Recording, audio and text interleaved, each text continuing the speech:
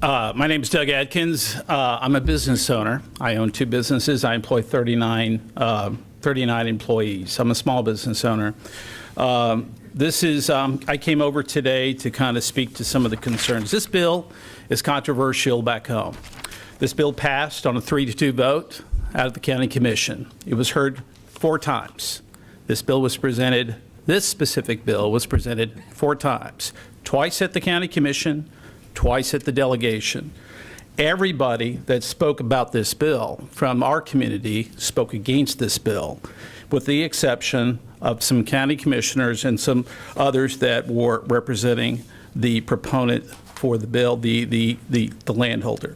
So this bill, let me just sort of explain to you what this bill does. This bill creates a government, one of the largest governments that I think that we're going to see in our county in the next 50 years. I'm told that this bill creates the authority to grant itself bonds and assessments and taxes, the capacity to create, and what I've been told by some of the commissioners, about $100 million in revenue bonds. So the reality is when you add all this up, this is kind of an example of government gone wild to some extent. And when you start to look at the issues of granting them eminent domain, the capacity to condemn property, to run water essentially over private property, you're being granted the capacity to set up their own fire department, the capacity to essentially compete for police services, which is, I find, objectionable. No other community development district within our county. There's 6 of them right now. 4 are in default.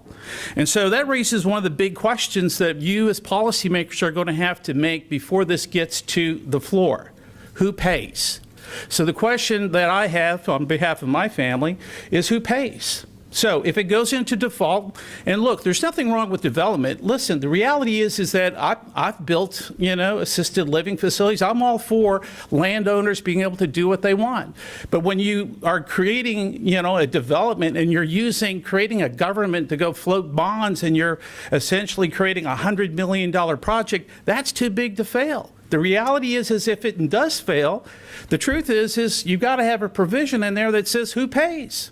So if you don't know who pays, then you've got to tighten up the bill. And so, to me, I'm here to kind of speak to some of those issues, and I think there's some reasonable things we can do. For instance, when you look at the school construction, we've got a $40 million elementary school that has been constructed by the Nassau County School Board already in that district. Already there. It's already being marketed as an amenity to attract residential units in that. So forget about the clubhouse, forget about the swimming pool and the tennis courts. They're marketing real estate and residential home sales based on the presence of a public school, a $40 million elementary school. Now, those of you who are involved in the education discussion about cost of construction of elementary schools know we should not be paying $40 million for an elementary school. That's a palace in the pine forest, if you will. And so clearly we need to have provisions that restrict that under Florida Statute 1013. Clearly there needs to be some reasonableness as to how we're going to go about that. And so when you have a look at our county's 75,000 people. This community is going to rival the size of our county. It's going to be 43,000 people when it's all completely built out. This is a big deal for our county. It will fundamentally transform the makeup of our county. And so it's a big deal for us both environmentally, because this part of our county, as Representative Byrd just pointed out, half of it, as they currently say, will be in conservation. That's because it's all built on a swampland. That's a very swampy area of our county. It's a very much an environmentally sensitive area of our county that feeds one of the most pristine rivers in the state of Florida, the St. Mary's River. So I've offered to Representative Byrd some amendments. This process is about negotiation up here in Tallahassee. I think everybody knows that. And the reality is that there's a couple back doors, as I perceive them, to this bill. We need to make sure we close that back door, one of which is in the legislative intent language.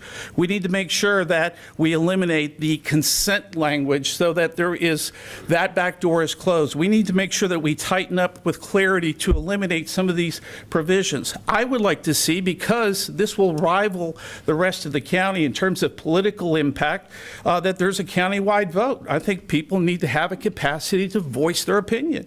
Certainly, the responsibility for what happens in a default, we need to make sure that we answer that question. Personally, my view is the landowner needs to take responsibility. We need to put that squarely on the landowner. The bill does have a section that deals with default.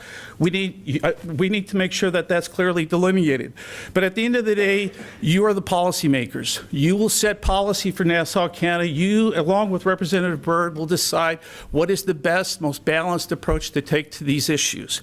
I'm here in opposition to the bill because I think there are, serious questions at risk here that affect the way of life that we have in our county. I would ask for you to oppose the bill today in its present form, until which time we can get appropriate, reasonable amendments in place to make sure that Nassau County is protected moving forward.